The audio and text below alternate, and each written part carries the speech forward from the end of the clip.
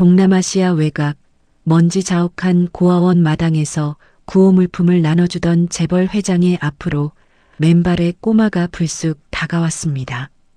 꼬마는 회장의 목에 걸린 낡은 목걸이를 가리키며 말했죠. 내 거랑 똑같은데?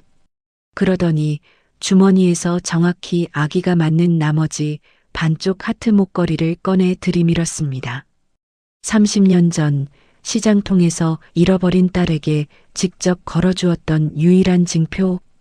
회장의 손에서 구호 물품 상자가 바닥으로 떨어졌습니다. 하지만 이 기적 같은 만남을 지켜보는 또 다른 눈이 있었습니다. 서울 본사 최상층에서 이 소식을 전해 들은 누군가가 서늘하게 웃으며 전화기를 들었죠. 그 아이의 흔적을 전부 지워. 6월까지. 재벌 회장은 왜 평생 싸구려 플라스틱 목걸이를 목에 걸고 살았을까요? 맨발의 꼬마는 어떻게 그 목걸이의 나머지 반쪽을 갖고 있었을까요? 그리고 이 만남을 막으려는 자의 정체는 과연 누구일까요? 사연 시작하기 전에 구독과 좋아요 눌러주시고 지금 어디에서 듣고 계신지 댓글을 남겨주시면 그곳에 행운과 건강이 가득하길 바라겠습니다. 오늘의 사연 시작합니다. 동남아시아 외곽, 흙먼지가 자욱한 비포장 도로 끝에 허름한 고아원이 한 채 서 있었습니다. 철조망 너머로 맨발의 아이들이 뛰어다니고 벽에는 페인트가 벗겨진 자국이 얼룩처럼 번져 있었죠.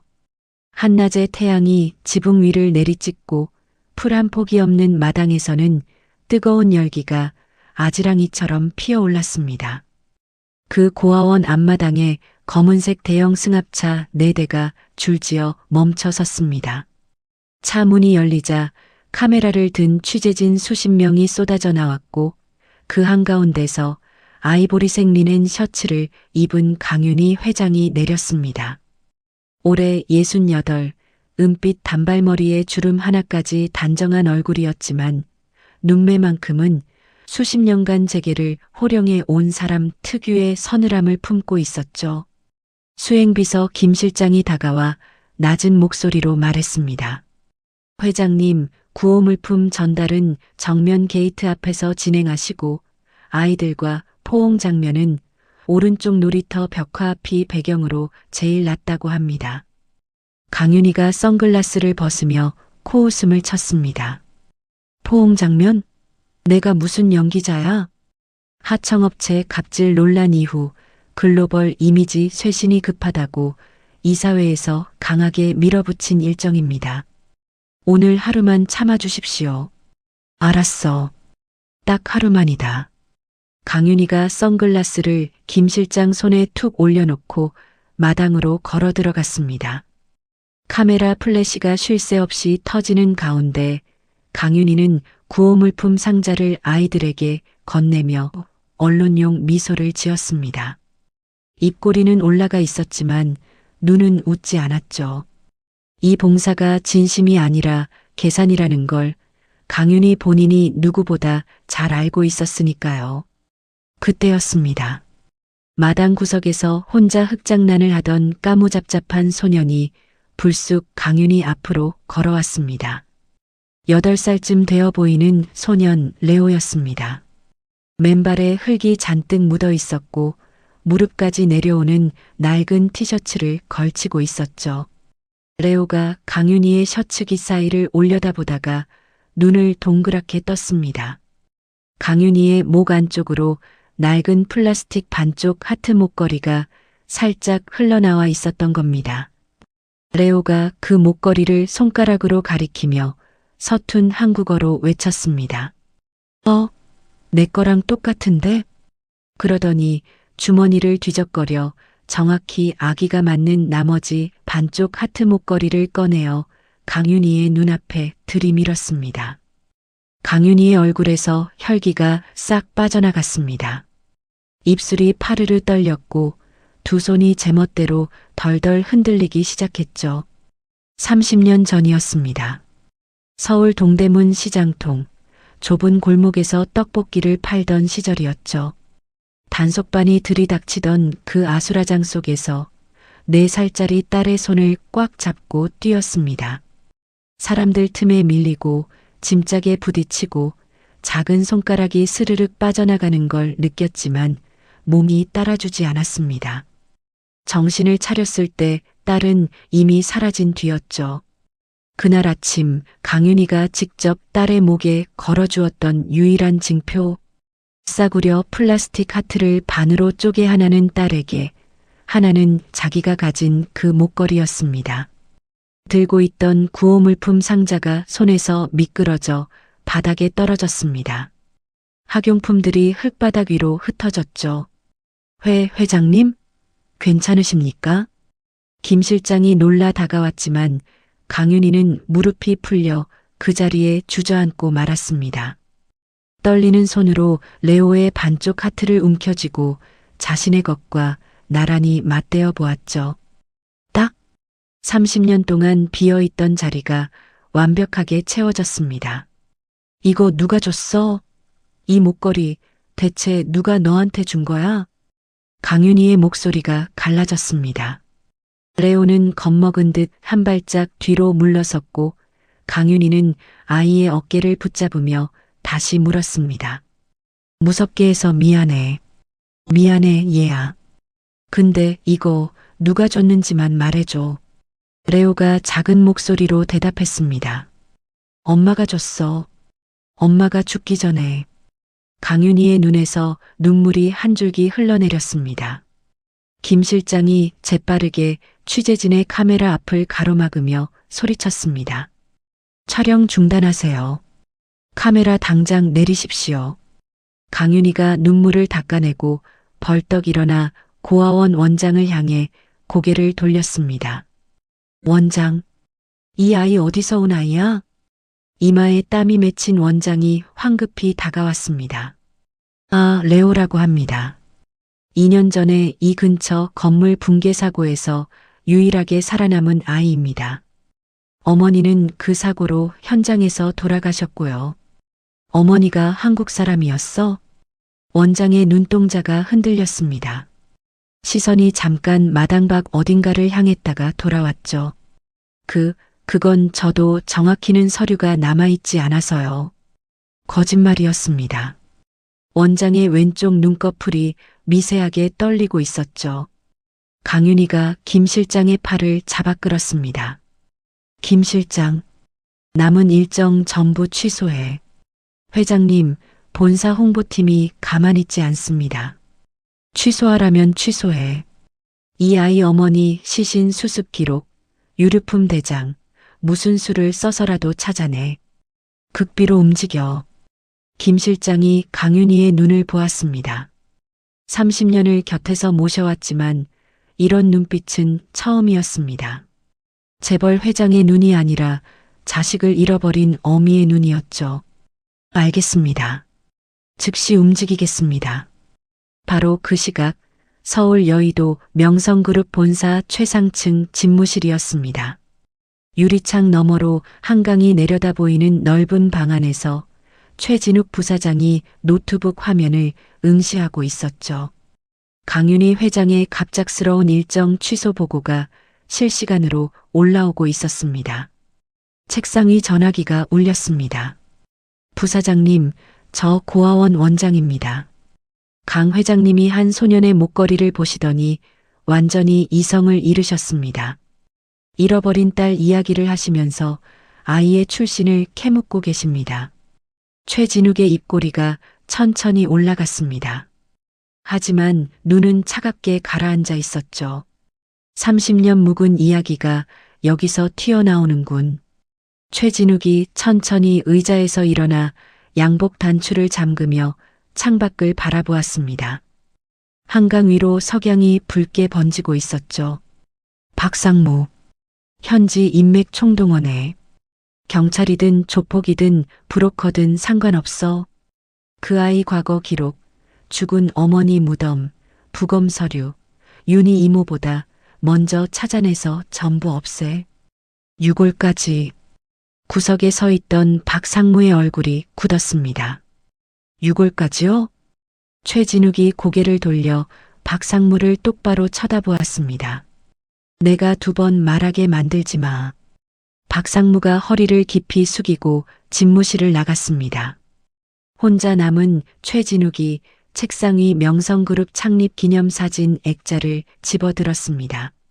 사진 속 강윤희 옆에 서 있는 젊은 자신의 모습을 한참 내려다보다가 액자를 탁 뒤집어 내려놓았죠. 이모, 30년 동안 잘 참으셨는데 하필이면 지금이야.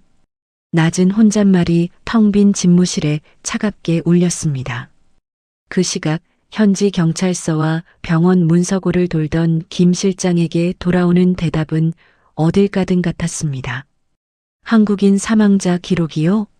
몇 시간 전에 누가 와서 다 가져갔는데요. 김 실장이 서둘러 위성 전화를 걸었습니다. 회장님, 심상치 않습니다. 누군가 조직적으로 움직이고 있습니다. 부검 기록, 유류품 대장, 전부 사라졌습니다. 고아원 숙소 창가에 선 강윤희가 밖을 내다보았습니다. 어둠이 내려앉은 건물 외곽으로 검은색 차량 여러 대가 헤드라이트를 끄고 포위하듯 멈춰 서고 있었죠. 강윤희의 눈이 가늘어졌습니다. 건물 뒤편에서 고아원 원장이 검은 정장 차림의 남자들과 마주 서 있었습니다. 원장이 두툼한 돈봉투를 받아 품에 넣더니 고개를 돌려 건물 2층을 손가락으로 가리켰습니다. 레오가 자고 있는 방이었죠. 강윤희의 턱에 힘이 잔뜩 들어갔습니다. 주먹을 꽉 쥔 채 곧장 레오가 잠든 방으로 발걸음을 옮겼습니다. 김 실장, 뒷문으로 나간다. 지금 당장.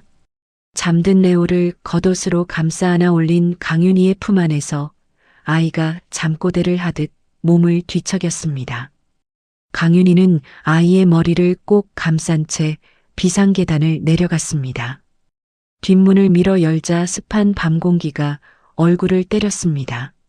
멀리서 검은 차량의 헤드라이트 불빛이 건물 앞쪽을 훑고 있었죠. 강윤희가 이를 악물고 어둠 속으로 한 발짝 내디뎠습니다. 고아원 뒷문을 빠져나온 세 사람은 헤드라이트를 끈 채 어둠 속을 질주했습니다. 뒤쪽에서 괴한들의 차량 불빛이 번쩍이며 추격해왔지만 김 실장이 골목과 새끼를 번갈아 꺾으며 가까스로 따돌렸죠. 한참을 달린 끝에 도착한 곳은 현지 빈민가 깊숙한 곳, 양철 지붕과 판자벽으로 엮어 만든 허름한 판자촌이었습니다. 하수구 냄새가 코를 찔렀고 좁은 골목 사이로 빨랫줄에 걸린 옷가지들이 축축하게 늘어져 있었죠. 김 실장이 판자촌 한쪽 구석에 빈 창고 문을 열며 말했습니다. 일단 여기서 밤을 버텨야 합니다. 고아원 쪽은 완전히 포위당했습니다. 강윤희가 레오를 안은 채 창고 안으로 들어섰습니다. 시멘트 바닥에 물기가 배어 있었고 구석에 쌓인 마대자루에서 곰팡이 냄새가 올라왔죠. 레오가 강윤희의 옷깃을 꼭 움켜쥔 채 작은 목소리로 물었습니다. 할머니, 나쁜 사람들이야? 강윤희가 아이의 등을 천천히 쓸어내리며 대답했습니다. 걱정 마. 할머니가 지켜줄게. 레오의 떨림이 조금씩 잦아들었습니다. 강윤희는 아이를 마대자루 위에 눕히고 겉옷을 덮어준 뒤 조심스럽게 입을 열었습니다. 레오야, 엄마 얼굴 기억나? 레오가 고개를 끄덕였습니다. 기억나. 엄마 웃을 때 여기에 보조개 있었어. 레오가 자기 왼쪽 볼을 손가락으로 꾹 눌러 보였습니다. 강윤희의 숨이 멎는 듯 했죠. 30년 전 4살이던 딸의 왼쪽 볼에도 깊은 보조개가 있었습니다. 엄마가 마지막에 뭐라고 했어? 레오의 눈에 금세 물기가 차올랐습니다. 아이가 무릎을 끌어안으며 더듬더듬 말하기 시작했습니다. 천장이 쿵 하고 무너졌어. 엄마가 나를 꽉 안았어. 돌이 많이 떨어졌는데 엄마가 등으로 다 막았어. 레오의 목소리가 점점 가늘어졌습니다. 엄마 손에 피가 많았어. 근데 엄마가 웃으면서 내 목에 이거 걸어줬어.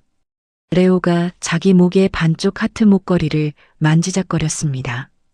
꼭 가지고 있으라고 했어. 이거 있으면 엄마가 항상 옆에 있는 거라고.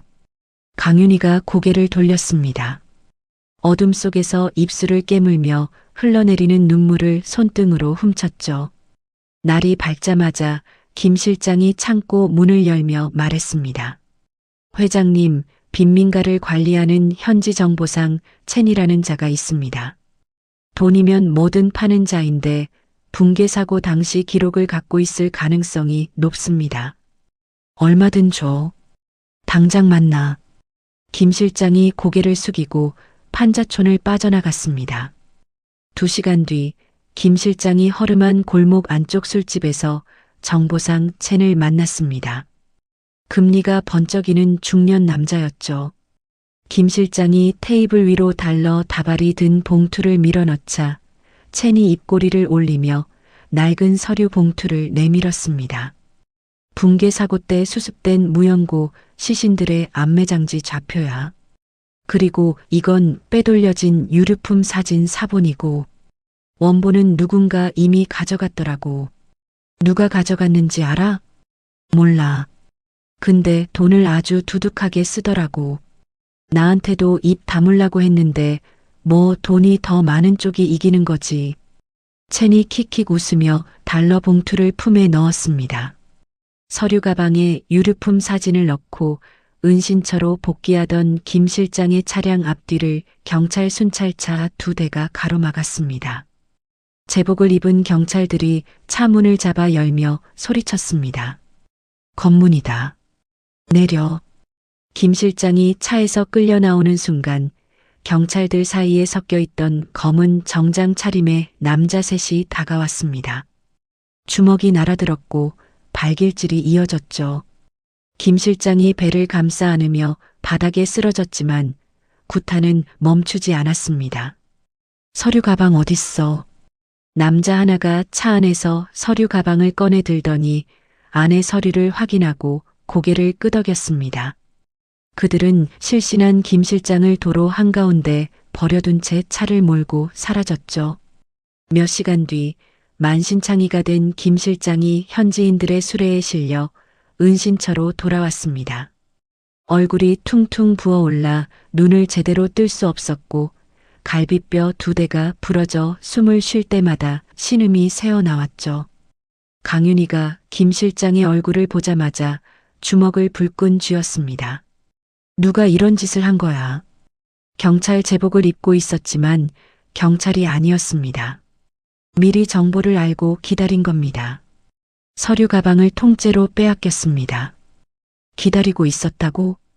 강윤희의 눈이 서늘하게 가라앉았습니다. 현지 경찰을 매수하고 병원 기록을 절취하고 유류품 사진까지 강탈해 가는 조직적인 움직임. 이건 단순한 현지 깡패의 짓이 아니었습니다. 막대한 자본과 공권력을 동시에 움직일 수 있는 누군가가 배후에 있다는 뜻이었죠. 김 실장, 우리 안에 적이 있어. 강윤희의 목소리가 낮게 깔렸습니다. 그 시각 서울 명성그룹 본사 집무실이었습니다. 최진욱이 박상무에게서 건네받은 유류품 사진 원본을 책상 위에 펼쳐놓고 들여다보았습니다. 사진 속에는 찢겨진 노란색 옷감 조각이 찍혀 있었죠. 최진욱의 표정이 미세하게 변했습니다. 30년 전 강윤희가 경찰서마다 돌리던 실종 전단에 적혀 있던 인상착의 노란색 원피스. 정확히 일치하는군. 최진욱이 사진을 파쇄기에 밀어넣으며 말했습니다. 사진이 갈려나가는 소리가 조용한 집무실에 날카롭게 울렸죠. 박상무, 경제지 기자들 불러. 강윤희 회장이 현지에서 치매 증상을 보이며 회사 돈을 무단으로 인출해 현지 마피아들과 거래하고 있다는 기사를 뿌려. 가짜 뉴스를 언론에 흘리라는 말씀이십니까? 가짜가 아니야. 내가 사실로 만들어줄 테니까. 박상무가 입을 다물고 고개를 숙였습니다. 다음 날 한국 포털 사이트 메인에 강윤희의 횡령 및 기행 의혹 기사가 도배되기 시작했습니다. 명성그룹 이사회는 강윤희에게 즉각 귀국하여 해명할 것을 촉구하는 공식 서한을 발송했죠. 통신이 끊긴 은신처에서 위성전화로 이 소식을 전해 들은 강윤희가 이를 악물었습니다. 회장님, 주가가 하루 만에 8% 폭락했습니다. 이사회에서 귀국 명령이 내려왔습니다. 안 돌아가. 회장님, 내 핏줄이 여기 있는데 주가가 뭐가 중요해. 배우를 찾아내서 반드시 응징할 거야. 귀국은 없어. 강윤희가 전화를 끊고 김 실장을 바라보았습니다. 스위스 개인 계좌에서 돈 빼. 사설 용병팀을 고용해야 해. 그리고 레오는 지금 당장 안전한 곳으로 옮겨. 용병까지요? 이 판에서 돈으로 안 되는 건 힘으로 해야지. 더 당하고만 있을 순 없어. 김 실장이 부상투성이의 몸을 일으키며 고개를 숙였습니다. 스위스 은행의 비자금이 풀렸습니다. 동남아 일대에서 활동하는 최정예 사설 용병팀 수십 명이 은신처로 속속 집결했고 레오는 안전한 제3의 안가로 이동했죠.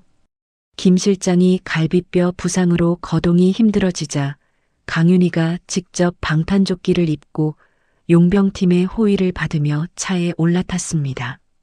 목적지는 정보상 첸이 알려준 안매장지 좌표. 거친 정글을 뚫고 도착한 곳은 버려진 채석장이었습니다. 그런데 그곳에는 이미 무장한 갱단 수십 명이 바리케이드를 치고 늘어서 있었죠. 최진욱의 자금으로 고용된 현지 무장갱단이었습니다. 용병팀이 소총의 장전 손잡이를 당겼습니다. 갱단 역시 무기를 치켜들었죠. 채석장 한가운데 양쪽의 총구가 서로를 겨누며 일촉즉발의 긴장감이 공기를 짓눌렀습니다. 강윤희가 방탄조끼 위로 주먹을 꽉 쥔 채 딸의 유골이 묻혀 있을 그 땅을 노려보았습니다. 확인했습니다. 죄송합니다. 실제로 공백 포함 약 2,600자로 목표인 3,500만 4천자에 크게 미달했습니다. 총구가 서로를 겨누고 누군가의 손가락이 방아쇠를 당기기 직전이었습니다. 용병팀 대장이 강윤희를 뒤로 밀어내며 소리쳤습니다. 회장님, 뒤로 물러나십시오. 위험합니다. 강윤희가 대장의 팔을 뿌리쳤습니다. 물러나지 마. 저 땅 밑에 내 딸이 묻혀 있어. 그 순간 검은색 방탄 리무진 한 대가 흙먼지를 일으키며 양 진영 사이로 돌진해 들어왔습니다. 차가 급정거하자 뒷문이 열리더니 정장 차림의 한국인 남자가 확성기를 들고 나타났죠. 총 내려. 다 내려놓으라고. 남자가 갱단 쪽을 향해 손짓하자 놀랍게도 무장갱단이 한 발짝씩 뒤로 물러났습니다. 용병들이 경계를 풀지 않은 채 총구를 유지하는 가운데 남자가 강윤희를 향해 천천히 걸어왔습니다. 강윤희 회장님이시죠? 저는 장진호라고 합니다. 해외 실종자 가족을 찾아주는 국제민간조사단체의 수장입니다. 강윤희가 눈을 가늘게 떴습니다. 내가 누군지 어떻게 알았지?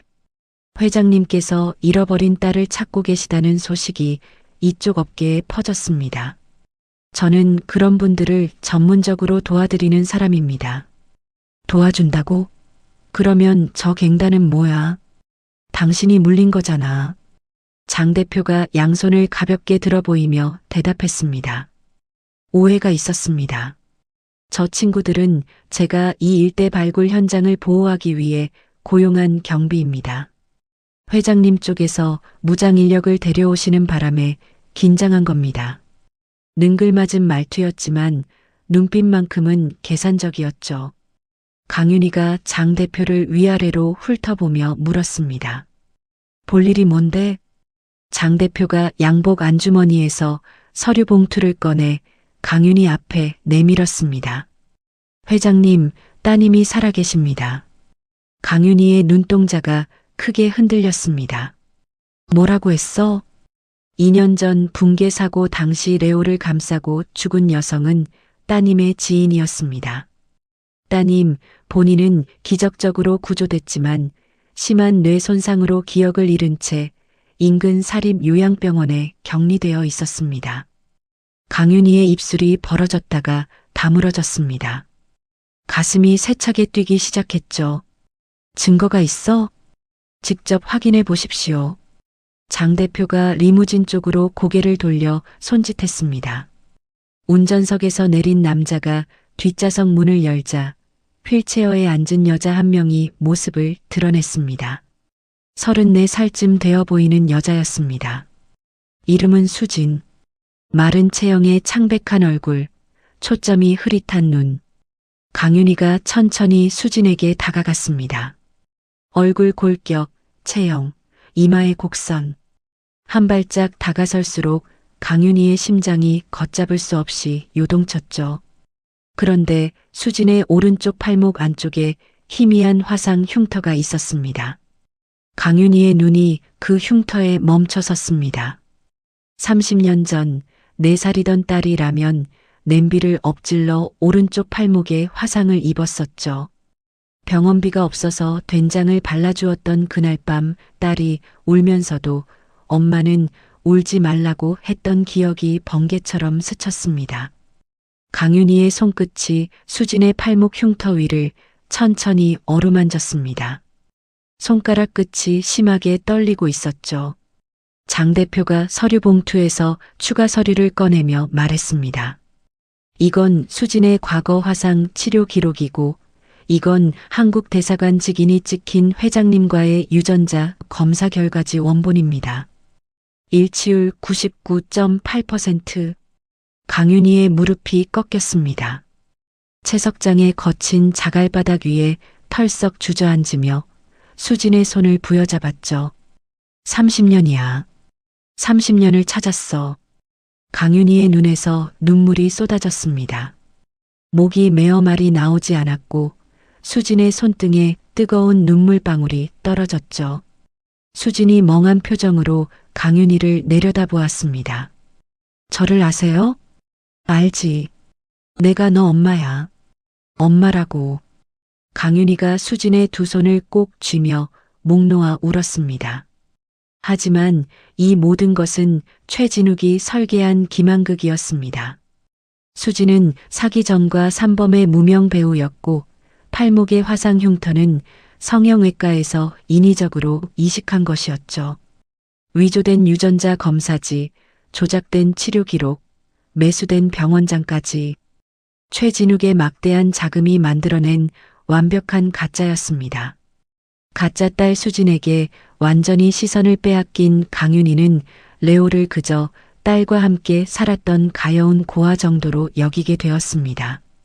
레오 이름으로 거액의 신탁 기금을 현지에 남기고 수진의 한국 이송 수속에만 매달렸죠.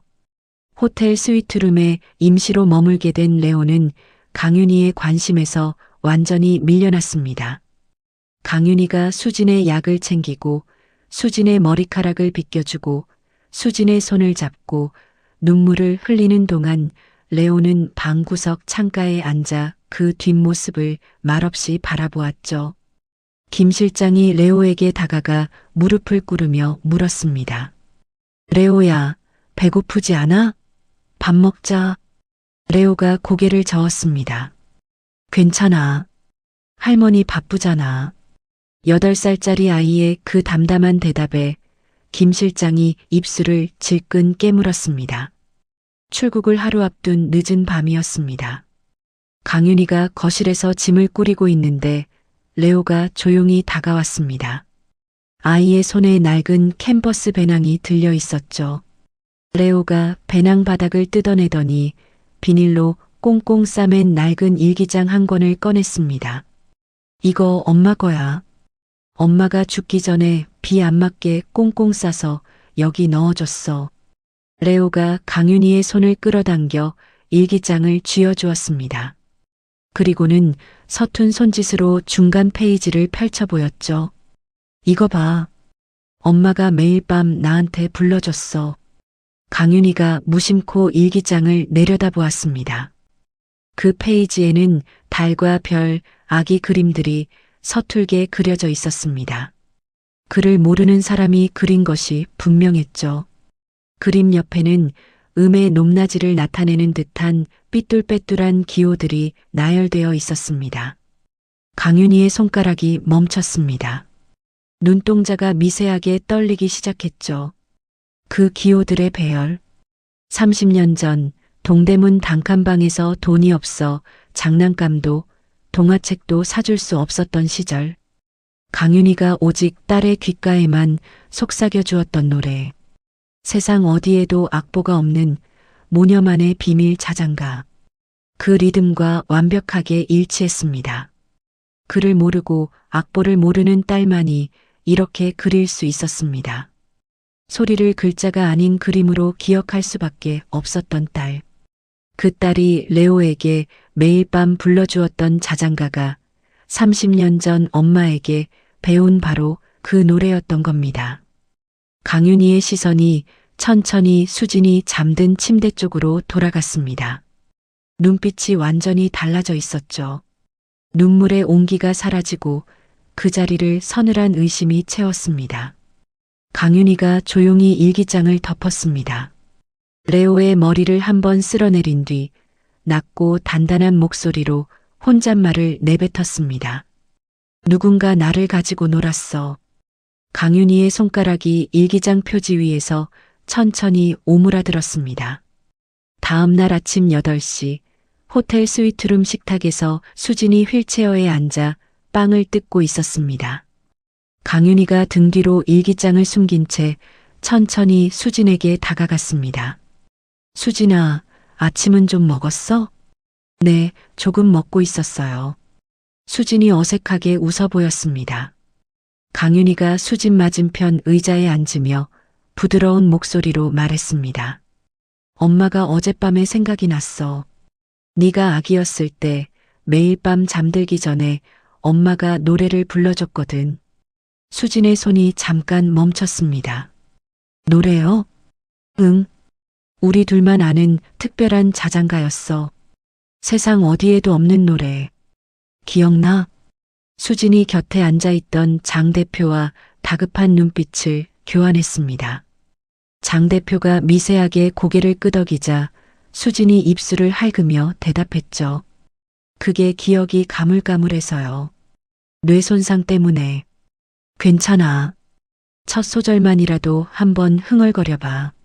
엄마가 들어보고 싶어서 그래. 강윤희의 목소리는 다정했지만 식탁 아래 숨겨진 두 손의 주먹은 하얗게 질려 있었습니다. 수진이 마른 침을 삼켰습니다. 눈동자가 좌우로 빠르게 흔들리더니 입을 열어 떨리는 목소리로 노래를 부르기 시작했죠. 나비야 나비야 이리 날아와. 흔한 전래 동요였습니다. 누구나 아는 그 노래가 수진의 입에서 흘러나오는 순간 강윤희의 눈빛이 얼음장처럼 차갑게 굳었습니다. 강윤희의 턱 근육이 단단하게 경직되었죠. 이를 악물고 치밀어 오르는 분노를 삼키는데 3초가 걸렸습니다. 그리고 4초째 강윤희는 입꼬리를 끌어올려 인자한 미소를 만들었습니다. 그래, 아직 기억이 덜 돌아온 거구나. 괜찮아. 천천히 하면 돼. 수진이 안도한 듯 어깨를 내렸습니다. 장 대표도 살짝 긴장을 풀었죠. 하지만 강윤희의 미소 뒤에서는 이미 덫이 짜이고 있었습니다. 강윤희가 자리에서 일어나며 김 실장을 불렀습니다. 김 실장, 수진이가 아직 몸이 많이 안 좋으니까 출국 일정 이틀 미루자. 좀 더 안정시킨 뒤에 출발하는 게 낫겠어. 알겠습니다, 회장님. 김 실장이 고개를 숙이는 사이 강윤희가 귓가에 대고 속삭였습니다. 용병들 전원 호텔 복도에 배치해. 장 대표와 수진이 이 호텔에서 한 발짝도 못 나가게 막아. 김 실장의 눈이 커졌습니다. 혹시 가짜야? 내 딸이 아니야. 김 실장이 이를 악물며 고개를 끄덕였습니다. 장 대표의 최근 3개월 자금 흐름, 수진이의 과거 행적, 유전자, 검사지 위조 루트, 전부 뒤져 이 잡듯이 반드시 찾아내겠습니다. 그날 밤 호텔방에 갇힌 수진이 안절부절 못하며 방 안을 서성거렸습니다. 복도에 늘어선 용병들의 그림자가 문틈 아래로 보일 때마다 수진의 얼굴이 하얗게 질렸죠. 수진이 화장실로 들어가 문을 잠갔습니다. 변기 물탱크 뒤에 숨겨둔 대포폰을 꺼내 떨리는 손으로 번호를 눌렀죠. 부사장님, 저 수진이에요. 상황이 이상해요. 강 회장님이 갑자기 출국을 미루셨어요. 그리고 용병들이 복도를 막고 있어요. 저 못 나가요. 전화기 너머로 최진욱의 차가운 목소리가 흘러나왔습니다. 뭘 들켰어? 몰라요. 아까 아침에 갑자기 노래를 불러보라고 하시길래 아는 노래를 불렀는데 표정이 좀 이상했어요. 이 멍청한 년이. 노래? 무슨 노래를 부르라고 했는데? 어릴 때 불러줬던 자장가를 기억하냐고. 전화기 너머로 최진욱이 책상을 내리치는 소리가 들렸습니다. 자장가가 있었어? 그런 정보는 어디에도 없었는데. 됐어. 일단 조용히 있어. 내가 수습할 테니까 쓸데없는 짓 하지 마. 전화가 끊겼습니다. 하지만 수지는 몰랐습니다. 강윤희가 이미 화장실 환풍구 안쪽에 초소형 도청 장치를 설치해 두었다는 사실을요. 김 실장의 노트북에 두 사람의 통화 내용이 선명하게 녹음되었습니다. 김 실장이 녹음 파일을 재생하며 강윤희에게 보고했습니다. 회장님, 수진이가 최진욱 부사장에게 직접 전화했습니다. 부사장님이라고 부릅니다. 강윤희의 눈이 서늘하게 가라앉았습니다. 진욱이 그 녀석이었어. 강윤희의 목소리가 낮게 깔리며 떨렸습니다. 분노도 슬픔도 아닌 뼈를 깎는 듯한 배신감이었죠. 김 실장, 도청 내용 바탕으로 추적해. 수진이의 본명, 정가 기록, 장 대표한테 돈이 어디서 흘러갔는지 증거를 완벽하게 만들어. 이틀 뒤 김 실장이 서류 뭉치를 강윤희의 책상 위에 올려놓았습니다. 수진의 본명은 이정아, 사기 전과 산범의 무명 배우입니다. 최 부사장의 차명 계좌에서 장 대표의 페이퍼 컴퍼니로 착수금 30억이 입금된 내역도 확보했습니다. 강윤희가 서류를 한 장씩 넘기며 읽었습니다. 손가락 끝이 미세하게 떨렸지만 표정은 돌처럼 굳어 있었죠. 됐어. 충분해. 강윤희가 자리에서 일어났습니다. 문 부서.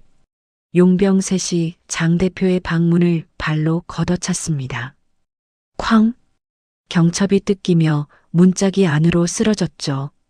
장 대표가 침대에서 벌떡 일어나 뒷걸음질 쳤습니다.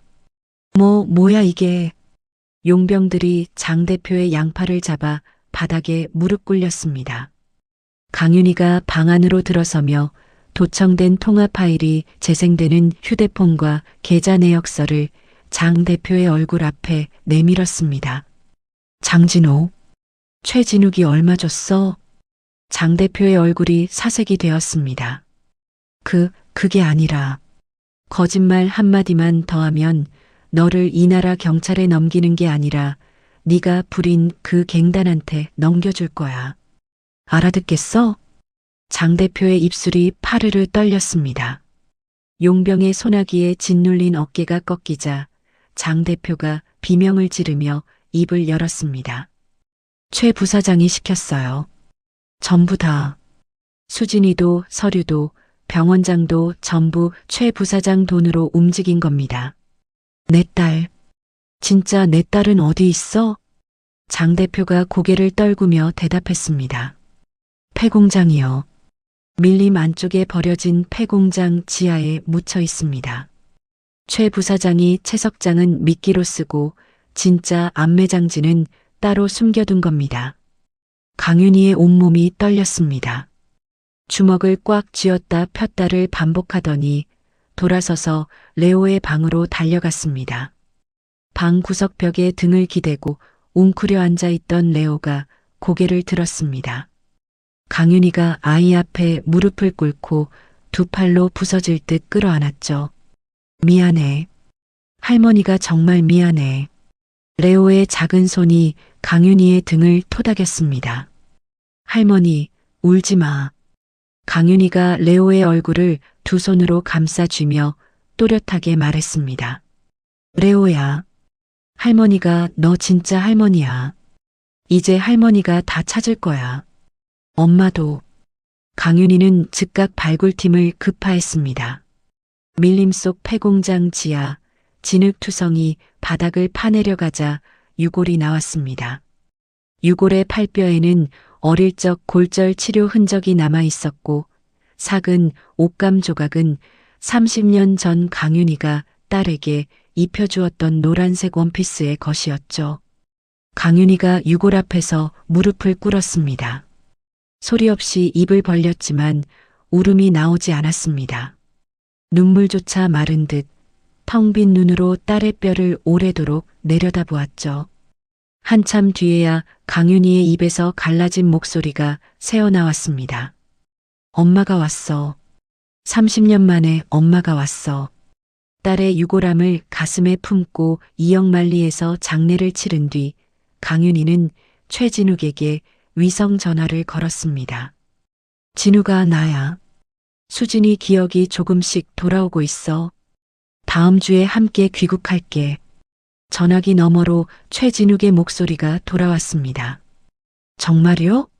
다행이네요, 이모님. 공항에 마중 나가겠습니다.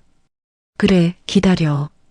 강윤희가 전화를 끊고 입꼬리를 올렸습니다. 웃음이 아니었습니다. 공항 VIP 보안 구역을 통과한 강윤희는 장 대표와 수진을 밧줄로 포박하여 전용기 화물칸에 짐짝처럼 실었습니다. 전용기 객실에 올라탄 레오가 강윤희의 품에 기댄 채 눈을 감았습니다. 아이의 입에서 처음으로 또렷한 한국어가 흘러나왔죠. 할머니. 강윤희가 레오의 머리를 쓸어내리며 대답했습니다. 응. 할머니 여기 있어. 레오가 스르르 잠이 들었습니다. 강윤희는 창밖의 어둠을 응시하며 낮게 중얼거렸습니다. 진우가. 기다려라. 전용기가 한국공항 활주로에 착륙했습니다. 이른 새벽 활주로 위로 차가운 안개가 깔려 있었죠. 최진욱이 가짜 딸 수진의 정체를 폭로해 여론전을 펼치기 위해 언론사 기자들을 공식 게이트에 잔뜩 불러 모아놓은 상태였습니다. 카메라 수십 대가 게이트를 향해 렌즈를 겨누고 있었죠. 하지만 강윤희는 그 게이트로 나가지 않았습니다. 활주로 반대편에 대기시킨 특수 경호 차량에 레오와 함께 올라타 저택으로 빠져나갔죠. 텅 빈 게이트에서 전용기 화물칸 문이 열렸습니다. 밧줄에 묶인 채 재갈을 문장 대표와 수진이 경찰 특공대에 의해 질질 끌려 내려왔죠. 그 모습이 카메라에 생중계되었습니다. 최진욱이 본사 집무실에서 생중계 화면을 보다가 리모컨을 바닥에 내던졌습니다. 미친. 어떻게 알았어? 박상무가 조심스럽게 입을 열었습니다. 부사장님, 장 대표가 자백한 것 같습니다. 수진도 잡혔고요. 닥쳐. 지금 그게 중요한 게 아니야. 최진욱이 이마를 짚으며 의자에 털썩 앉았습니다. 손가락 끝이 떨리고 있었지만 곧 주먹을 쥐어 떨림을 멈추었죠. 저택에 도착한 강윤희는 곧바로 그룹의 핵심 충성 임원들과 대형 로펌 법무팀을 긴급 소집했습니다. 긴 회의 테이블에 둘러앉은 임원들 앞에서 강윤희가 입을 열었습니다. 오늘부터 레오의 친자 확인 절차를 시작한다. 단 국내 검사기관은 쓰지 않는다. 법무팀장이 고개를 갸웃했습니다. 국내 기관을 배제하시는 이유가 있으십니까? 최진욱이 매수할 수 있는 곳은 전부 배제해야지. 스위스, 미국, 영국, 해외 독립유전자 검사기관 3곳의 연구원들을 직접 한국으로 불러들여 교차 채열로 진행한다. 3곳이나 동시에요? 한 곳도 믿을 수 없으니까 3곳을 쓰는 거야. 조작의 여지를 아예 없애버릴 거니까. 임원들이 서로 얼굴을 마주 보았습니다. 강윤희의 눈빛에서 타협의 여지는 보이지 않았죠. 며칠 뒤 3곳의 해외 기관 모두에서 결과 문서가 도착했습니다. 레오가 강윤희의 생물학적 친손자라는 일치율 99.9%. 강윤희가 결과지를 들고 레오의 방으로 갔습니다. 침대에 앉아 그림을 그리고 있던 레오가 고개를 들었죠. 레오야. 아니, 이제부터 내 이름은 강민수야. 강민수? 응. 할머니 성을 따서 지은 이름이야. 너는 이제 할머니 가족이야. 진짜 가족. 레오. 아니, 민수가 크레파스를 내려놓고 강윤희를 올려다보았습니다. 진짜? 나 이제 가족 있는 거야? 그럼. 할머니가 있잖아. 민수가 강윤희의 허리에 얼굴을 묻었습니다. 아이의 어깨가 들썩이며 작은 울음소리가 새어나왔죠. 강윤희가 아이의 등을 토닥이며 눈물을 삼켰습니다. 법원의 친생자인지 청구가 접수되었고 레오는 강민수라는 이름으로 정식 호적에 올랐습니다. 다음 날 주요 일간지 일면과 뉴스 특보가 일제히 보도했습니다. 명성그룹의 유일한 직계 핏줄이자 정당한 후계자가 기적처럼 살아 돌아온 8살 강민수. 증권가가 요동쳤고 명성그룹 주가가 하루 만에 12% 급등했죠. 강윤희는 그날부터 변했습니다. 그룹의 일상적인 결제 라인에서 물러나 자택 안에 민수만을 위한 특별교실을 만들었죠. 최고급 요리사 대신 직접 앞치마를 두르고 부엌에 섰습니다. 할머니, 이거 뭐야? 민수가 식탁 위에 놓인 노란색 계란말이를 손가락으로 가리켰습니다. 계란말이. 할머니가 직접 만들었어. 먹어봐. 민수가 젓가락으로 한 입 집어넣더니 눈을 동그랗게 떴습니다. 맛있어. 엄마가 해줬던 거랑 비슷해. 강윤희의 손이 멈췄습니다. 딸도 이 계란말이를 좋아했었죠. 단칸방에서 계란 2알이면 한 끼를 해결했던 그 시절, 딸이 맛있다며 볼을 부풀리던 모습이 겹쳐 보였습니다. 그래, 그럼 내일도 해줄게. 매일? 응, 매일. 민수가 환하게 웃었습니다. 강윤희도 따라 웃었죠. 30년 만에 처음으로 눈까지 웃는 웃음이었습니다. 하지만 평화는 오래가지 않았습니다. 차기 회장직에서 완전히 밀려난 최진욱이 집무실 안에서 날뛰고 있었습니다. 모니터를 주먹으로 내리치고 서류를 집어던지고 의자를 발로 걷어찼죠. 8살짜리 고아 하나 때문에 내가 이 꼴이야? 박상무가 조심스럽게 말했습니다. 부사장님, 지금이라도 회장님께 사과하시는 게. 사과? 내가? 아직 끝난 거 아니야. 최진욱이 숨을 고르며 넥타이를 고쳐 맸습니다. 표정이 차갑게 가라앉았죠. 이사회 안에 윤희 이모를 못마땅하게 여기는 임원들이 아직 있어. 그 사람들을 모아. 그리고 해외 헤지펀드 쪽에 연락해. 명성그룹 주식을 조용히 매집하라고. 주식을 매집하신다고요? 윤희 이모를 끌어내리려면 이사회표가 필요하잖아. 대표이사 직무 집행 정지 가처분이랑 해임안을 동시에 밀어붙일 거야.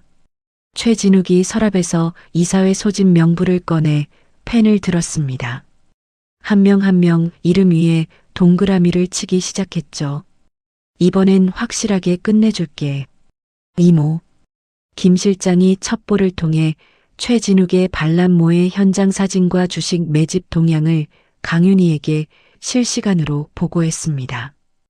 회장님, 최 부사장이 반대파 임원들을 규합하고 있습니다. 헤지펀드까지 끌어들였습니다. 회의만을 준비하는 것 같습니다. 강윤희는 서류를 한쪽으로 밀어두며 대답했습니다. 알았어. 회장님, 이건 심각한 상황입니다. 대응을 하셔야. 김 실장, 내일 민수 초등학교 입학식이야. 이름표 달아줄 손수건 샀어? 김 실장이 할 말을 잃었습니다. 다음 날 민수의 초등학교 입학식이었습니다. 강윤희는 화려한 명품 수트 대신 수수한 카디건 차림으로 학교 강당에 나타났습니다. 누가 봐도 평범한 할머니 모습이었죠. 강윤희가 민수의 가슴에 직접 손수건을 꽂아주고 이름표를 달아주었습니다. 자, 강민수, 똑바로 서봐. 어디 보자. 민수가 차렷 자세를 하며 환하게 웃었습니다. 할머니, 나 멋있어? 우리 민수가 제일 멋있지. 민수가 새 친구들과 장난을 치며 깔깔 웃는 모습을 바라보던 강윤희의 눈가가 붉어졌습니다. 30년간 돌처럼 굳어있던 가슴이 다시 뛰는 것 같았죠. 단상 앞에서 가족 기념사진을 찍기 위해 민수가 두 손으로 V를 그리며 활짝 웃었습니다. 그 순간이었습니다. 민수의 얼굴이 갑자기 하얗게 변했습니다. 아이가 이마를 감싸주더니 휘청거렸죠. 할머니 머리가. 민수의 코에서 검붉은 피가 흘러내렸습니다. 입에서도 피가 터져나왔죠. 아이의 무릎이 꺾이며 강윤희의 발밑으로 쓰러졌습니다. 민수야, 민수야. 강윤희가 바닥에 주저앉아 민수를 끌어안았습니다. 아이의 작고 창백한 몸이 심하게 경련을 일으키고 있었죠. 하얀 셔츠가 순식간에 핏빛으로 물들었습니다. 강당이 아수라장이 되었습니다. 교사들이 비명을 지르며 구급차를 불렀고 학부모들이 아이들을 데리고 밖으로 뛰쳐나갔죠. 강윤희가 피투성이가 된 민수를 끌어안은 채 절규했습니다. 안 돼. 제발 안 돼. 이 아이만은 안 돼. 30년 전 시장통 단속반의 혼란 속에서 딸의 손을 놓쳤던 그 순간의 공포가 온몸을 덮쳤습니다. 또 놓칠 수 없었습니다. 이번만큼은 절대로. 구급차 사이렌이 서울 도심을 가르며 울부짖었습니다. 민수가 명성그룹 소유 대학병원 VIP 병동 집중치료실로 이송되었죠. 응급검사가 끝나기까지 3시간이 걸렸습니다. 강윤희는 수술실 앞 복도 의자에 앉아 꼼짝도 하지 않았죠. 카디건 앞섭에 민수의 피가 아직 마르지 않은 채 얼룩져 있었습니다. 주치의가 검사 결과지를 들고 나왔습니다. 강윤희가 벌떡 일어섰죠. 어떻게 된 거야? 왜 갑자기 피를 쏟은 거야? 주치의가 무거운 표정으로 입을 열었습니다. 회장님, 민수가 매우 드문 유전성 질환을 앓고 있습니다. 혈관이 급속도로 굳어가는 병입니다. 혈관이 굳는다고? 네. 이 병은 유전됩니다. 혹시 회장님 따님도 어릴 적에 잦은 코피나 멍이 쉽게 드는 증상이 있지 않았습니까? 강윤희의 얼굴이 하얗게 변했습니다. 30년 전 4살이던 딸이 유독 코피를 자주 흘렸던 기억이 스쳤죠. 그때는 영양 부족이라고만 생각했습니다. 치료할 수 있는 거야? 수술이든 약이든 뭐든 해. 주치의가 잠시 머뭇거리더니 대답했습니다. 이 병을 치료할 수 있는 특수 이식 수술이 있긴 합니다. 미국의 스미스 박사가 개발한 방법인데 전 세계에서 이 수술을 할 수 있는 의료진은 스미스 박사팀 단 한 곳뿐입니다. 그러면 당장 그 사람을 불러. 이미 연락을 시도했습니다. 하지만 1년치 수술 일정이 꽉 차 있어서 거절당했습니다. 거절? 돈이 문제야? 얼마든 줄 테니까 다시 연락해. 주치의가 고개를 저었습니다. 회장님, 문제가 하나 더 있습니다. 이 병의 진행 속도가 예상보다 훨씬 빠릅니다. 한 달 안에 수술을 받지 못하면. 주치의가 말을 멈추었습니다. 강윤희가 주치의의 어깨를 두 손으로 움켜잡았죠. 못하면 뭐야? 끝까지 말해. 장기 부전으로 사망할 수 있습니다. 강윤희의 다리에서 힘이 빠졌습니다.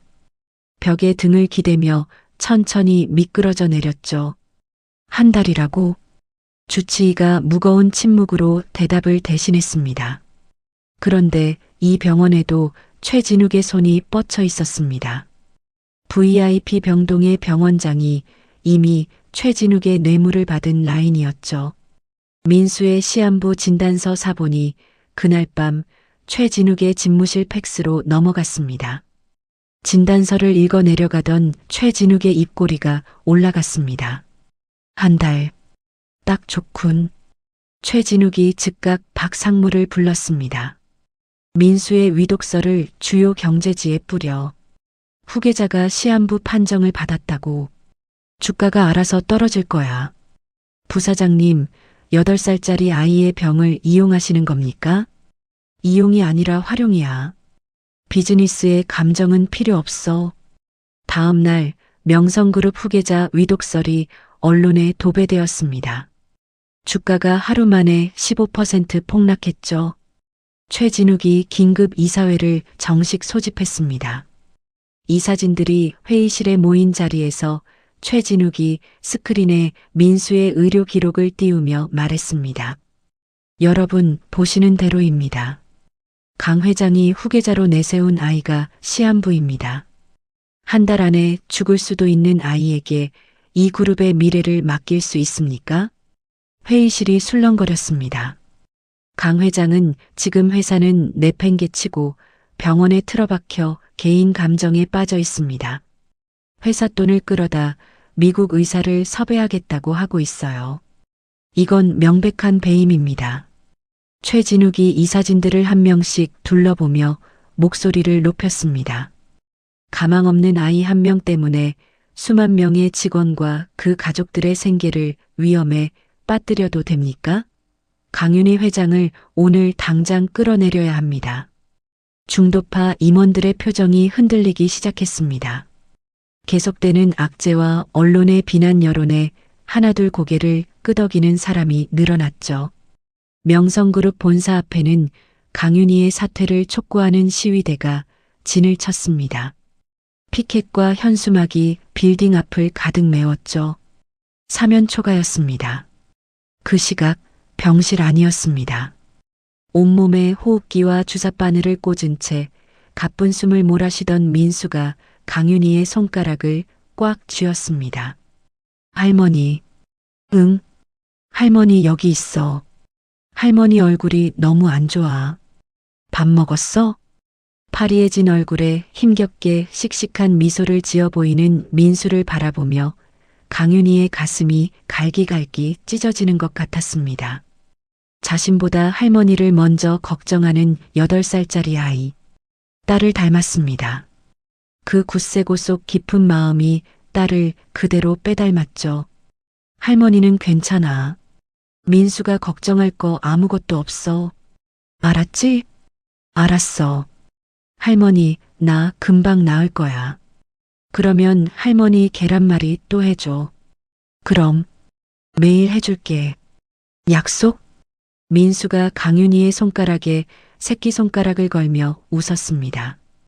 강윤희가 고개를 돌려 입술을 깨물었죠. 눈물이 떨어지는 걸 아이에게 들킬 수 없었습니다. 병실 밖으로 나온 강윤희가 복도 벽에 등을 기대고 두 눈을 감았습니다. 주먹을 꽉 쥐자 손톱이 손바닥을 파고들었죠. 강윤희가 눈을 떴습니다. 눈빛이 달라져 있었습니다. 김 실장. 예, 회장님. 병실 앞 용병들한테 전해. 내가 돌아올 때까지 그 누구도 이 방에 발을 들이지 못하게 해. 어디 가시는 겁니까? 본사. 강윤희가 본사 최상층 회장실로 들어섰습니다. 안쪽 벽면에 숨겨진 비밀 금고 앞에 섰죠. 지문 인식을 해제하자 금고 문이 천천히 열렸습니다. 금고 안에는 붉은색 USB 하나가 들어 있었습니다. 강윤희가 그것을 집어들고 손바닥 위에 올려놓았죠. 지난 10년간 최진욱과 반대파 임원들의 일거수일투족을 감시하며 모아둔 치명적인 비리 증거, 최진욱의 해외 비자금 수천억 내역과 반대파 임원들의 불법 리베이트 기록이 전부 담겨 있었습니다. 강윤희가 USB를 주먹 안에 꽉 쥐며 중얼거렸습니다. 10년을 참았다. 이제 써야 할 때가 왔어. 강윤희는 김 실장의 휠체어를 앞세우고 이사회 대회의실로 향했습니다.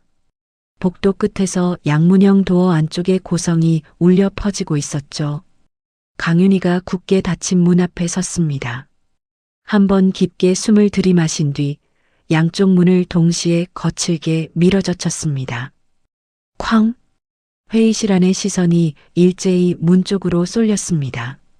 최진욱의 해임 안에 찬성표를 던지려고 손을 들고 있던 이사진들이 강윤희를 보고 굳어버렸죠. 강윤희가 단상 위로 걸어 올라갔습니다. 붉은색 USB를 높이 들어 올린 뒤 단상 위에 탁 내던졌습니다. 내 핏줄의 목숨을 담보로 장난을 쳤어? 그 대가가 뭔지 똑똑히 보여줄게. 강윤희의 목소리가 회의실 전체를 울렸습니다. 최진욱의 얼굴이 처음으로 일그러졌죠. 회의실이 얼어붙었습니다. 강윤희의 신호를 받은 김 실장이 휠체어를 몰아 단상 노트북 앞으로 다가갔습니다. 붉은색 USB를 꽂자 대형 스크린 위로 파일들이 하나씩 열리기 시작했죠. 최진욱의 차명 계좌 비밀 내역, 스위스 은행 계좌 번호, 반대파 임원들의 횡령 금액이 적힌 엑셀 파일, 숫자들이 스크린 위에 선명하게 떠올랐습니다. 회의실 안이 웅성거리기 시작했죠. 스크린에 자신의 이름과 계좌 번호가 뜨는 것을 본 최진욱의 얼굴이 사색으로 변했습니다. 의자를 박차고 일어나 단상으로 뛰쳐나갔죠. 꺼. 당장 꺼. 최진욱이 노트북을 향해 손을 뻗는 순간 대기하고 있던 경호원 둘이 최진욱의 양팔을 잡아 바닥에 짓눌렀습니다. 나라고. 최진욱이 바닥에 엎드린 채 발버둥 쳤지만 경호원들은 꿈쩍도 하지 않았죠. 반대파 임원들이 일제히 자리에서 일어났습니다. 이건 조작입니다. 날조된 증거예요. 강 회장, 이런 식으로 이사회를 협박하는 겁니까? 고함이 터져 나왔습니다. 그 순간 회의실 뒷문이 열렸습니다. 국세청 특별세무조사국 요원들과 경찰청 지능범죄수사대 형사 수십 명이 영장을 들고 들이닥쳤죠. 회의실 안이 순식간에 아수라장으로 변했습니다. 강윤희가 단상 위에서 차갑게 내려다보며 입을 열었습니다. 조작이라고? 이사회가 열리기 전에 원본 자료를 전부 검찰과 국세청에 넘겼어.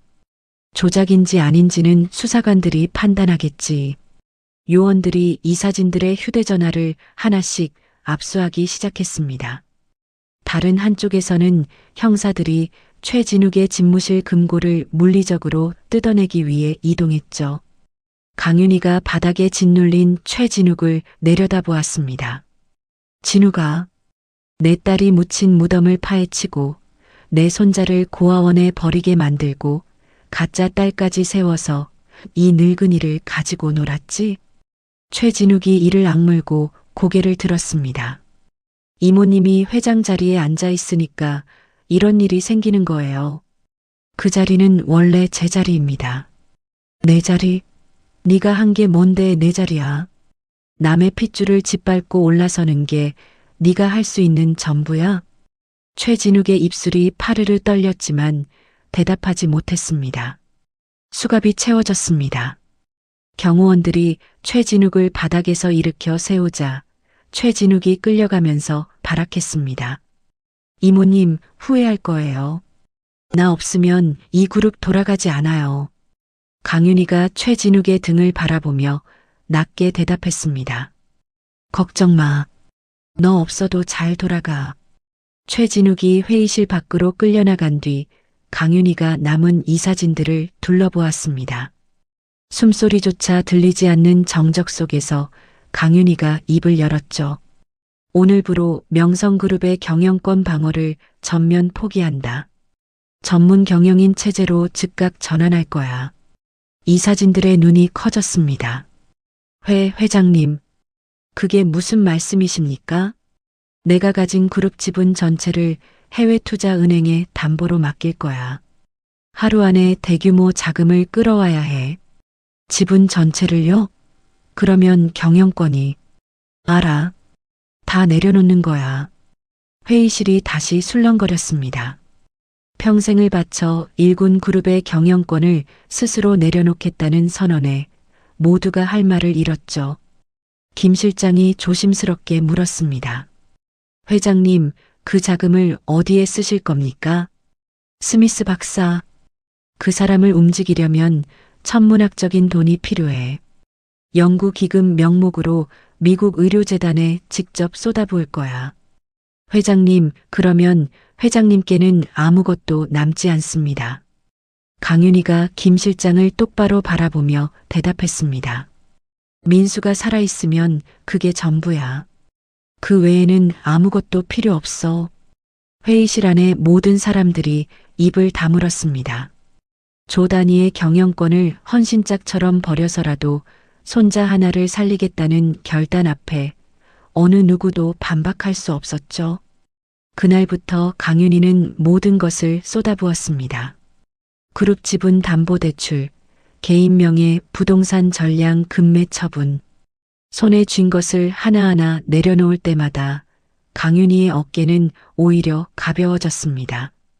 막대한 기부금과 명성그룹의 민간 외교력이 총동원되었습니다. 48시간 만에 스미스 박사를 포함한 특수이식 수술팀 전체와 수술 장비를 실은 의료 전용기가 미국을 출발했죠. 의료진이 한국 병원에 도착한 것은 민수의 상태가 급격히 나빠진 직후였습니다. 심장 박동이 떨어지고 혈압이 곤두박질 치고 있었죠. 스미스 박사가 민수의 상태를 확인하더니 고개를 돌려 강윤희에게 말했습니다. 시간이 없습니다. 지금 바로 수술에 들어갑니다. 민수가 수술실로 밀려 들어가기 직전 강윤희의 손을 잡고 말했습니다. 할머니, 나 금방 나올 거야. 그래. 할머니 여기서 기다릴게. 계란말이 약속 잊지 마. 아니죠.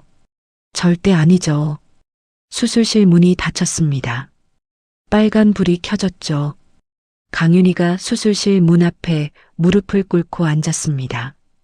30년 전 딸에게 주었던 낡은 플라스틱 반쪽 하트 목걸이와 민수가 가졌던 나머지 반쪽을 맞붙여 두 손 안에 꼭 쥐었죠. 제발, 이 아이만은 살려줘. 제발. 강윤희의 이마가 차가운 바닥에 닿았습니다. 수술은 15시간 동안 이어졌습니다. 병원 밖에서는 소식을 접한 국민들의 자발적인 응원 촛불 집회가 열렸죠. 강윤희가 권력을 내려놓고 전 재산을 털어 손자를 살리기 위해 벌인 사투가 뉴스를 통해 전국에 퍼졌습니다. 15시간이 지났습니다. 수술실 입구에 빨간 불이 꺼졌죠. 강윤희가 고개를 들었습니다. 수술복에 피가 얼룩진 스미스 박사가 피로한 얼굴로 걸어 나왔습니다. 수술은 성공적으로 끝났습니다. 강윤희가 그 자리에 엎드렸습니다. 30년 동안 단 한 번도 남들 앞에서 약한 모습을 보인 적 없던 철의 여인이 병원 복도 한가운데서 엎드려 울었죠. 억눌려왔던 모든 한이 터져 나왔습니다. 김 실장이 휠체어 위에서 고개를 숙이며 눈물을 닦았습니다. 병원 복도에 모여있던 직원들도 하나둘 눈시울을 붉혔죠. 일주일 뒤 무균 집중치료실이었습니다. 산소호흡기를 떼고 눈을 뜬 민수가 유리창 너머를 바라보았습니다. 퉁퉁 부은 눈으로 환하게 웃고 있는 강윤희가 서 있었죠. 민수가 작은 손을 들어 올려 하트 모양을 만들어 보였습니다.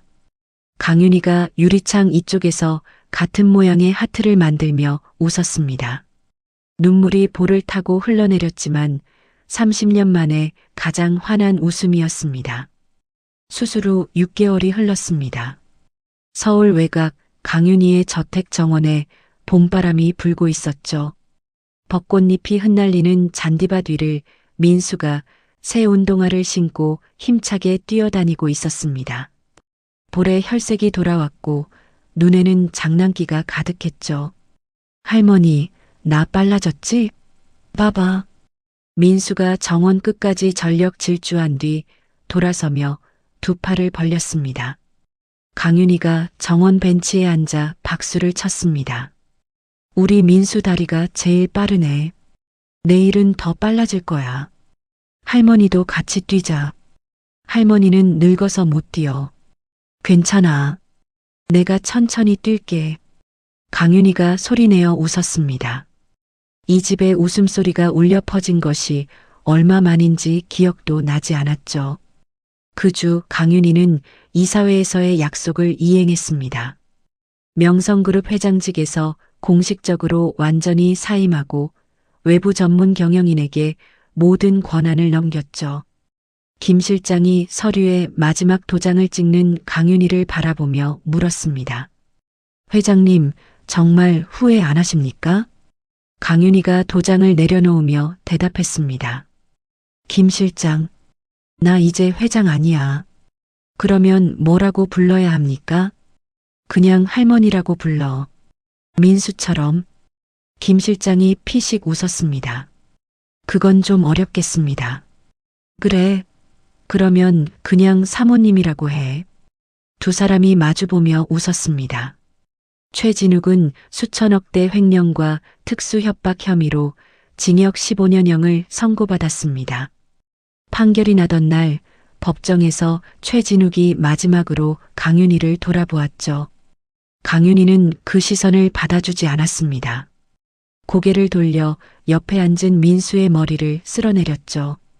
구치소 독방, 좁고 차가운 시멘트 벽 안에서 최진욱이 무릎을 끌어안고 웅크려 있었습니다. 면회온 사람은 아무도 없었죠.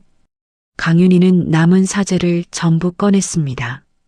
딸의 이름과 손자의 이름을 합친 희망 레오 글로벌 아동복지재단을 설립했죠.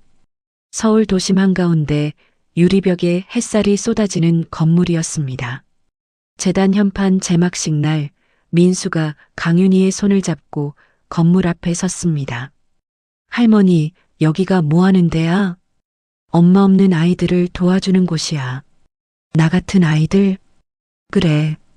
너 같은 아이들이 다시는 혼자가 되지 않게. 민수가 현판을 올려다보았습니다. 희망 레오라는 글자 옆에 자기 이름이 들어가 있는 걸 보고 입을 벌렸죠. 할머니, 내 이름이 있어. 그럼 내 이름이 들어가야지. 네가 이 재단의 시작이니까. 민수가 강윤희의 허리에 얼굴을 묻으며 웃었습니다. 재단의 첫 번째 사업은 민수의 엄마가 목숨을 잃었던 동남아시아 붕괴 사고 현장이었습니다. 강윤희가 그 부지 전체를 거액에 매입하여 희생자들을 기리는 추모공원과 무상아동병원을 짓는 공사를 시작했죠. 준공식이 열리는 날 강윤희와 민수는 다시 그 동남아시아 땅을 밟았습니다. 처음 만났던 그 고아원 앞마당이었죠. 하지만 풍경은 완전히 달라져 있었습니다. 허름한 판자벽 대신 깨끗한 흰 벽이 들어섰고 아이들이 새 교복을 입고 뛰어다니고 있었죠. 민수가 새 책가방과 학용품을 아이들에게 하나씩 나눠주었습니다. 강윤희도 옆에서 아이들의 머리를 쓸어내리며 과자를 쥐어주었죠. 아이들 틈에 섞여 장난을 치던 민수가 자기 목의 목걸이를 만지작거렸습니다. 엄마에게 받았던 흙 묻은 낡은 반쪽 하트 목걸이 대신 강윤희가 새로 만들어준 반짝이는 순금 하터 목걸이였죠. 할머니, 이거 진짜 금이야? 그럼. 우리 민수한테는 금이 어울리지. 근데 할머니는 왜 아직도 그 낡은 거 하고 있어? 강윤희가 자기 목에 걸린 목걸이를 내려다보았습니다. 30년 동안 한시도 떼어놓지 않았던 빛바랜 플라스틱 반쪽 하트. 이제는 금줄에 매달려 있었지만 플라스틱은 그대로였죠. 이건 할머니 보물이야. 세상에서 제일 비싼 거야. 금보다 비싸? 그럼 금보다 100배는 비싸. 민수가 고개를 갸웃했지만 강윤희가 웃자 따라 웃었습니다. 추모공원 중앙에 민수 엄마의 흉상이 세워져 있었습니다. 강윤희가 직접 꺾어온 하얀 국화꽃 다발을 흉상 앞에 내려놓았죠. 강윤희가 흉상을 한참 올려다보았습니다. 딸의 얼굴이었습니다.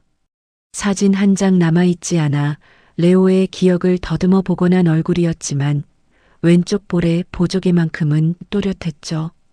잘 왔어, 우리 딸. 엄마가 너무 늦었지? 미안해. 정말 미안해. 강윤희의 목소리가 바람에 실려 퍼졌습니다.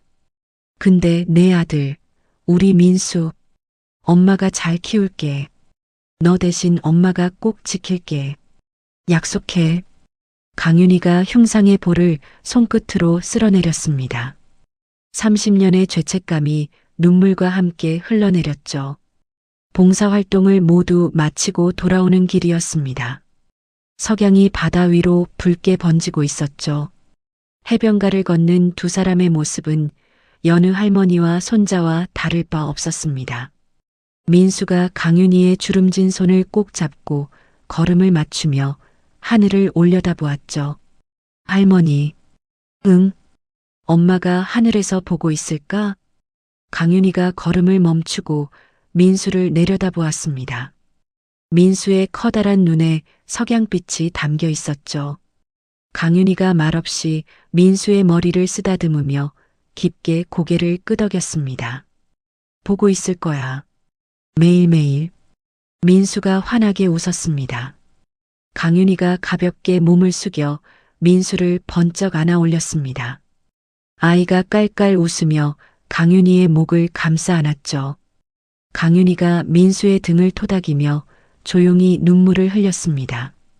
두 사람의 그림자가 붉게 타오르는 바다 위로 길고 포근하게 드리워졌습니다. 파도 소리만이 두 사람의 곁을 평화롭게 맴돌았죠. 명성그룹 회장이라는 차가운 갑옷을 벗어던지고 서로의 온기만으로 가장 완벽한 가족이 된 두 사람. 돈과 권력이 아닌 싸구려 플라스틱 목걸이 한쪽이 이어준 기적이었습니다. 평생을 쫓았던 재벌이라는 허울 대신 진짜 가족의 의미를 온몸으로 깨달은 강윤희. 강윤희의 찬란하고 따뜻한 인생 이막은 그렇게 8살 손자의 작은 손을 잡는 것에서 시작되었습니다. 오늘 이야기의 주인공 강윤희는 30년이라는 긴 세월 동안 잃어버린 딸에 대한 죄책감을 가슴에 품고 살았습니다. 재벌 회장이라는 화려한 자리에 올랐지만 목에서 떼어놓지 못한 싸구려 플라스틱 목걸이 한쪽이 그 마음을 말해주고 있었죠. 기적처럼 나타난 손자 민수를 지키기 위해 강윤희는 평생을 바쳐 일군 모든 것을 내려놓았습니다. 수조원의 경영권도 회장이라는 이름도 한치의 망설임 없이 버렸죠. 돈과 권력은 잃으면 다시 채울 수 있지만 가족은 한번 놓으면 영영 돌아오지 않는다는 걸 누구보다 뼈저리게 알았기 때문입니다. 결국 강윤희에게 남은 것은 화려한 빌딩도 두꺼운 통장도 아니었습니다. 석양이 지는 해변에서 손자의 작은 손을 잡고 걷는 것, 매일 아침 계란말이를 부쳐주는 것, 그 평범한 일장이 강윤희가 찾은 진짜 행복이었죠.